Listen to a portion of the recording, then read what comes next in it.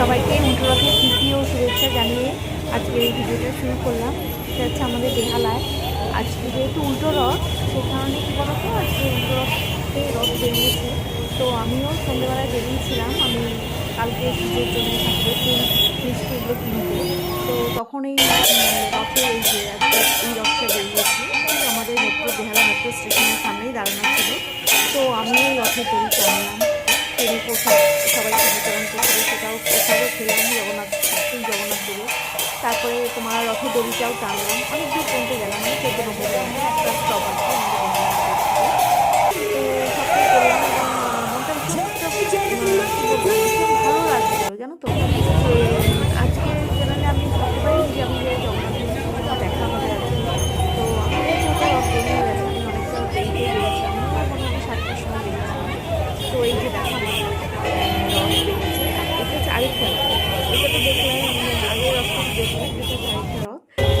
এই রথে দড়িও আমি টানলাম, এখানে 14 নম্বর বাস স্ট্যান্ড বলে তো ওইখানটাও একটা রথ বেরিয়েছে, রথ বেরিয়েছিল।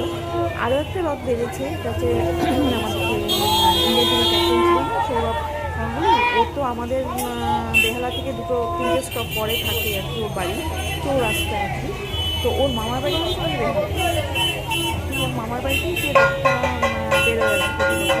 আমি আমি তো বেহালার নেই, তো খুব ছোটোবেলা থেকেই জানি সোনা দুর্গার বাড়ির রথ, এটা হচ্ছে সৌরভের মামার বাড়ির রথ আর কি। তো ওই রথটাও বেরিয়েছি আজকে, ওটা আমি শর্ট ভিডিও করেছি আর কি। তো একদমই আমার ফ্ল্যাটের পাশ দিয়ে মানে একদমই ছোট্ট একটা ভিড় নানান রকম ছিল, সেটার ভিডিও করেছি, পরে দেখে চলে গেল।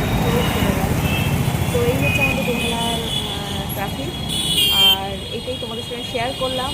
আজকে আমার মনটা খুব ভালোও লাগছে, রথের দিনে বেরিয়ে রথের দড়িও টানলাম, সময়ও কাটালাম।